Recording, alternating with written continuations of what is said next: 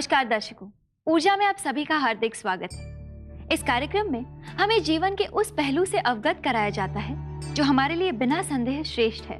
यही तो एम है इस कार्यक्रम का, और इस एम को पूरा करने के लिए हम गुरुजी से उन बातों के बारे में जानने की कोशिश करेंगे जो हमारे लिए निस्संदेह मंगलदायी है। पिछले एपिसोड में गुरुजी ने हमें बताया कि सर्वोच्च ज्ञान प्राप्त करने के लिए हमें हमारे भीतर ही झांकना होगा। तो आइए इसी बातचीत को आगे बढ़ाते हैं हमारे गुरुजी श्री गोयंका जी के साथ।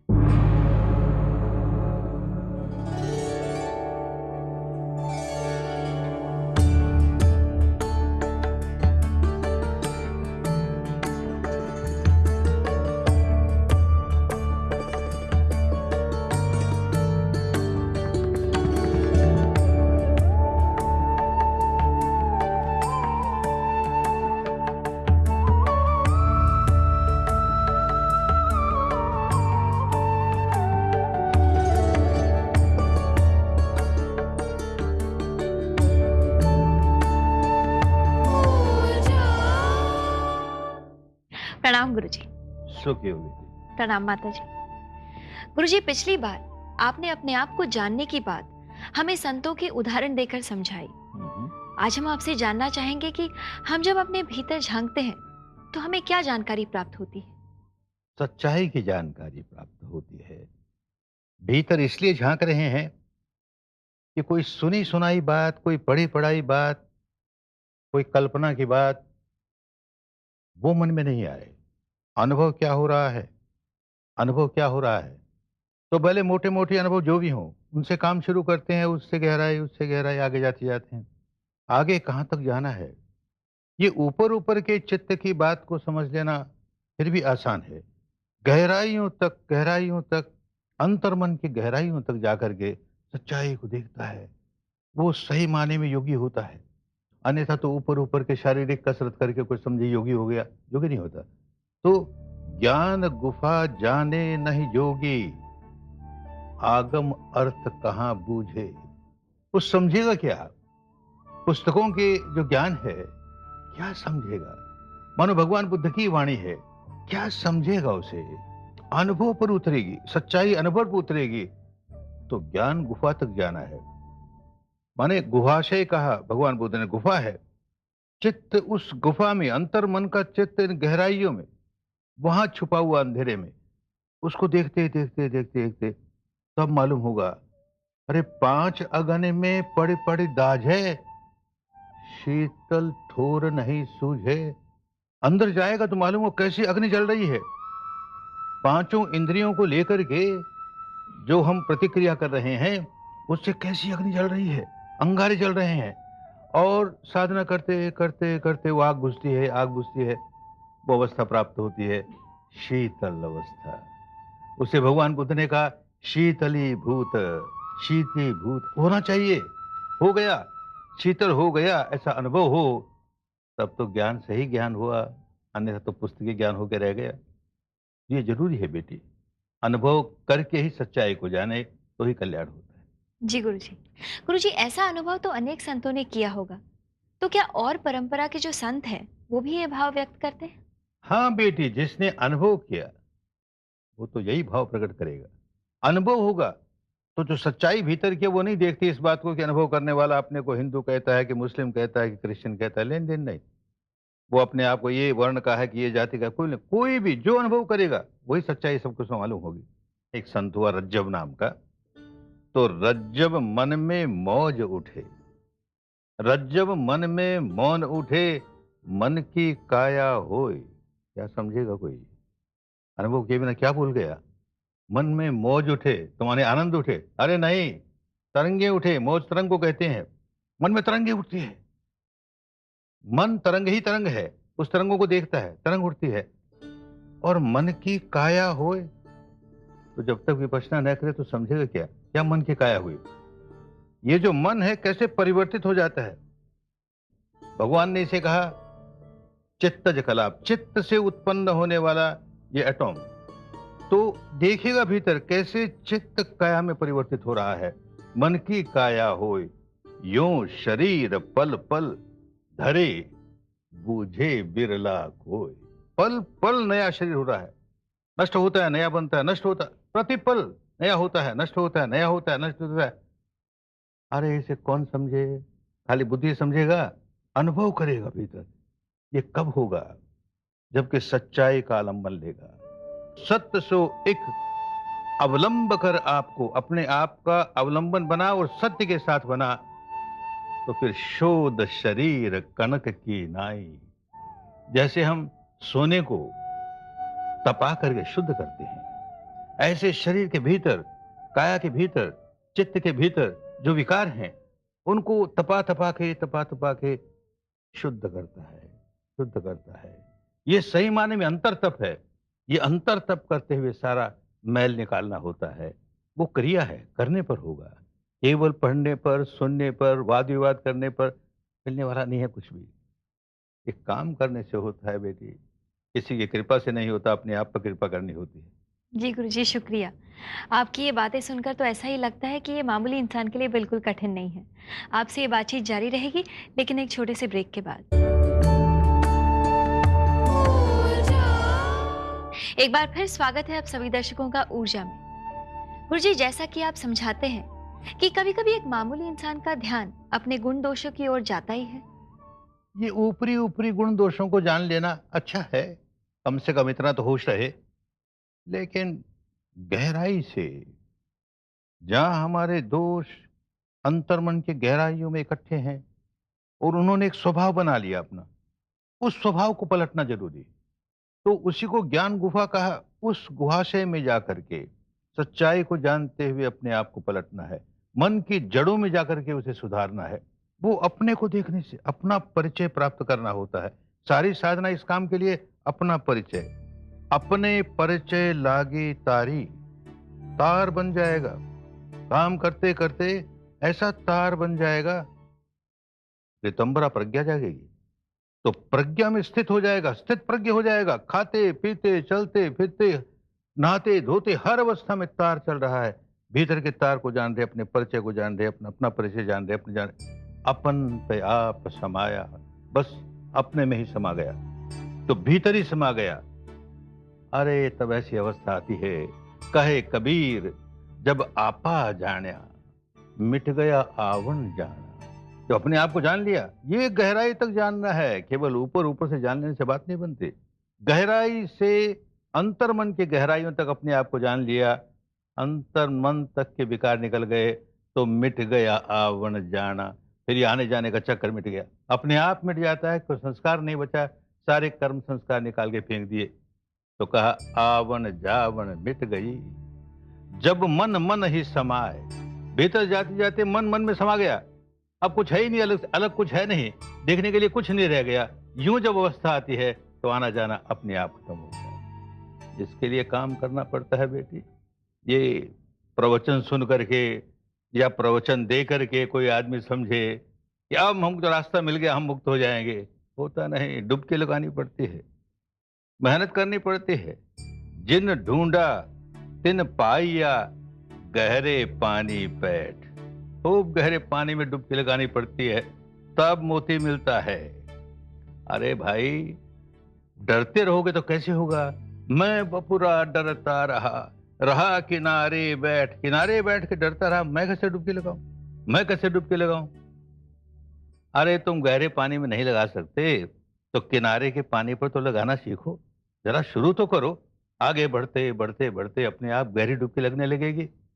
डुबकी लगाने का मुख्य कारण ये कि हमको अपना मन सुधारना है। मन को सुधारे बिना हम समझें कि हम मुक्त हो जाएंगे, किसी की कृपा से मुक्त हो जाएंगे, तो धोखा ही धोखा है। मन को सुधारना है, क्योंकि मन एव मनुष्याणां कारणं बंध मुक्ते। हमारे बंधन का कारण भी मन है और हमारे बंधन की मुक्ति का रास्ता भी मन ही है। मन सुधरने से ही मुक्ति होगी, नहीं तो नहीं होगी। जो मन ना ही तजे विकारा, जो मन ना ही तजे विकारा, तो कैसे तरिए भव पारा। भव के पार कैसे तरेंगे? मन में विकार लिए बैठे हैं तो डूबेंगे ना उस विकारों के साथ। पार कैसे जाएंगे? तो विकार निकलना है, मन को निर्मल बनाना है। तो ये क्या करना? भीतर की सच्चाई का दर्शन करना है।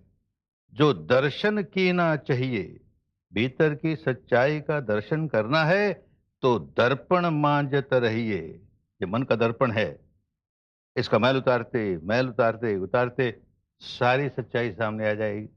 और वो सच्चाई सामने आते आते मैल उतरेगा सच्चाई आएगी, सच्चाई आएगा मैल उतरेगा, मुक्त हो जाएगा। करने की विद्या है बेटी, करना होता है, बातों से नहीं। बातों से हमें प्रेरणा मिल सकती है, मार्गदर्शक मिल जाता है, काम करना पड़ेगा।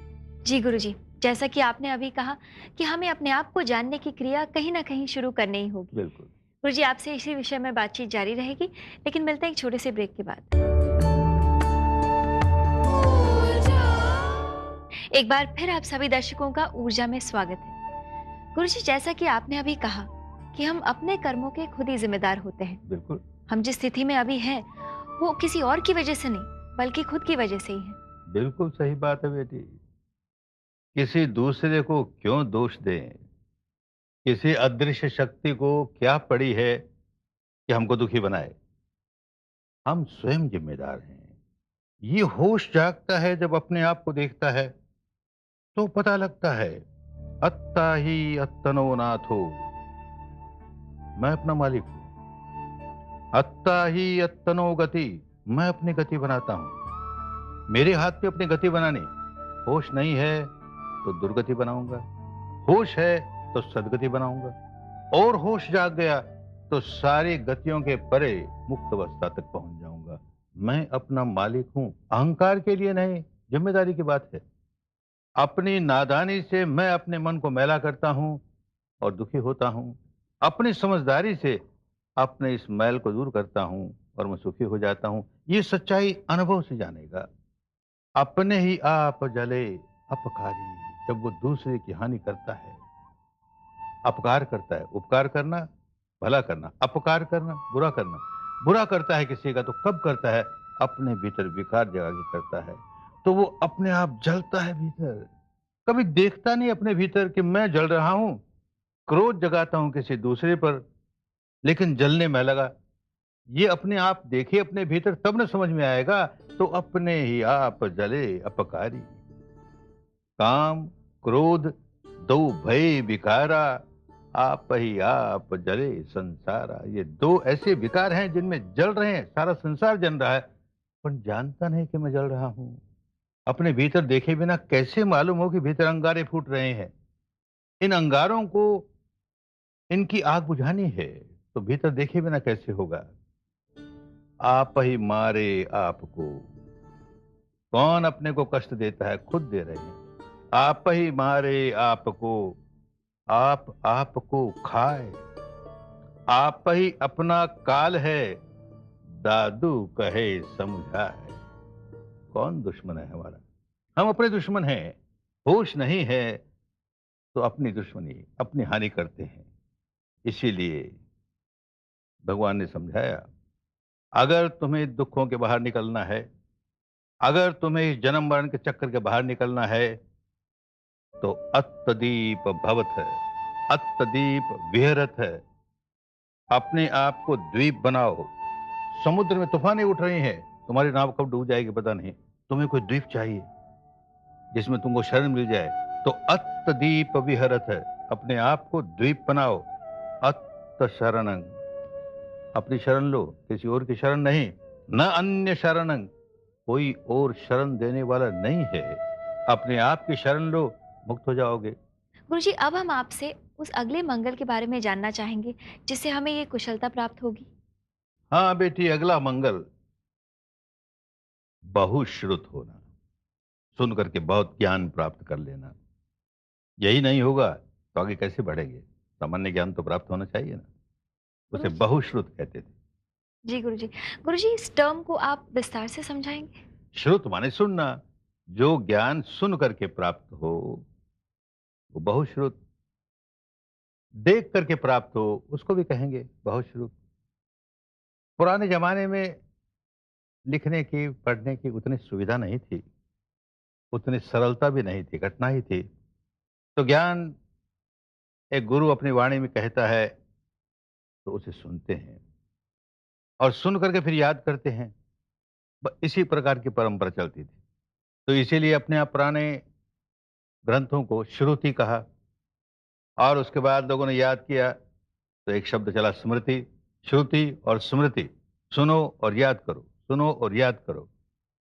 आंख दो है हमारे पास, कान दो हमारे पास, तो अधिक से अधिक ज्ञान प्राप्त करो, देखने का, सुनने का और फिर उसे याद करने का। तो ये बहुश्रुत हुआ। वैसे ये ज्ञान आरंभ होता है माता पिता से। तो पहले माता पिता से सीखे, फिर किसी विद्यालय में जाए तो वहां सीखे।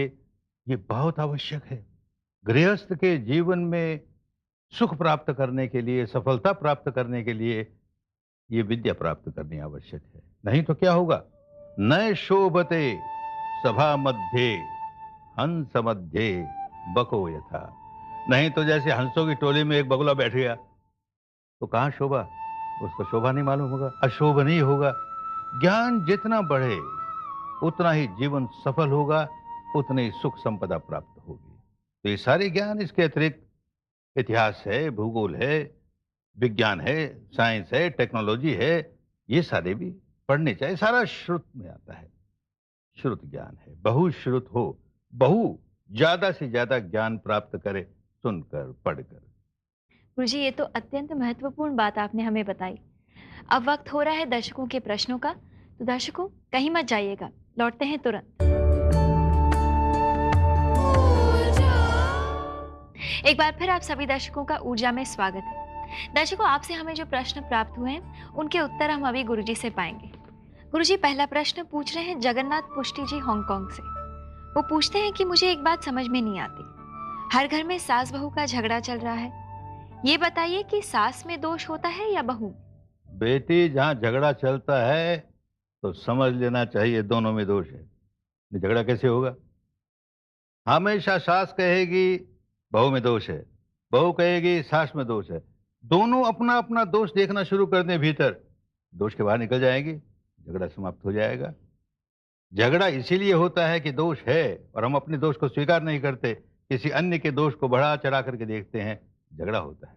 जी गुरुजी, अगर ये बात सास और बहू दोनों समझ ले तो ये किस्सा ही ना रहे। ऐसा ही होना चाहिए। दूसरा प्रश्न पूछ रहे हैं राज शुक्ला जी उत्तर प्रदेश से। वो पूछते हैं कि सबसे पहले रामायण किसने लिखी? सबसे पहले रामायण किसने लिखी? इस जंजाल में क्यों पड़े, किसी ने भी लिखी हो।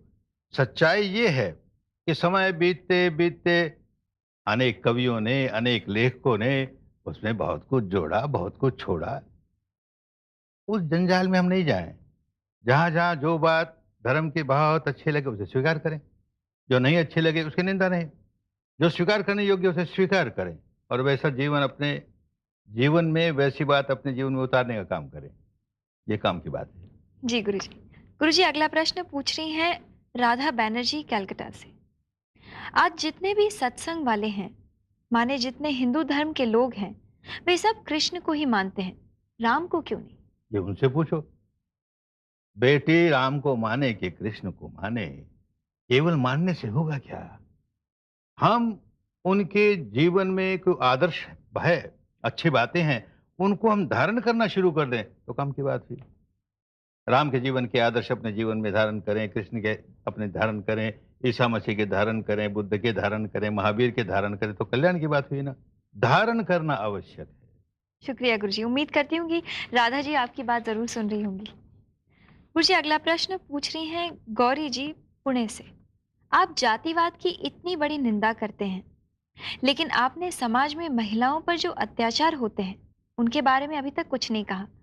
ऐसे धर्मशास्त्रों के बारे में आपका क्या कहना है? बेटी, क्या करूं, देश की आधी आबादी नारी की, उनको घर की दासी बना के छोड़ दिया। ऊपर ऊपर से बातें बहुत ऊंची ऊंची। एक तरफ कहेंगे यत्र नार्यस्तु पूज्यन्ते रमन्ते तत्र देवता, जहां पर नारी की पूजा होती है वहां देवता रमण करते हैं, और दूसरी ओर बेचारी को पांव का जूती बना के रखते हैं। तो ये कथने और करने में जो इतना बड़ा अंतर आया, उसको दूर करना चाहिए। नहीं तो कभी कभी विश्व के समझदार लोगों के बीच में कोई बात होती है तो हमारा सिर नीचा होता है कि तुम एक ओर तो ऐसी बातें करते हो और दूसरी ओर तुम्हारा ये काम इस तरह का होता है। तो नारी पर भी सचमुच बहुत अत्याचार हुए। तभी किसी ने कहा, ठीक कहा, नर कृत शास्त्रों के सब बंधन है नारी ही को लेकर, अपने लिए सभी सुविधाएं पहले से कर बैठे नर। शास्त्र तो पुरुषों ने बनाया ना, तो अपने लिए सारी सुविधा कर ली और नारी के ऊपर तो इतना इतना इतना बोझ डाल दिया। तो इसे दूर करना चाहिए। धर्म को जितना शुद्ध रखेंगे, धर्म में मानवीय महत्ता को जितना हम महत्व देंगे, उतना हमारे लिए गौरव की बात होगी। शुक्रिया गुरुजी। हम सब तो यही चाहेंगे कि इस देश की हर नारी को, हर महिला को अपना हक और एक ऊंचा स्थान जरूर प्राप्त हो। यही मनोकामना करते हुए हम आज का एपिसोड यहीं पर समाप्त करते हैं। प्रणाम गुरुजी। सुखी हो बेटी। प्रणाम माता जी। दर्शकों, ये था हमारा आज का एपिसोड। आपको हमारा ये एपिसोड कैसा लगा हमें जरूर लिख भेजिए। हमारा पता है ऊर्जा G network, PO bag number 1, अंधेरी ईस्ट, मुंबई 99, इंडिया, TVC। आप हमें ईमेल भी कर सकते हैं response@znetwork.com। अगले हफ्ते इसी दिन इसी समय देखना ना भूलिए आपका अपना प्रोग्राम ऊर्जा। नमस्कार।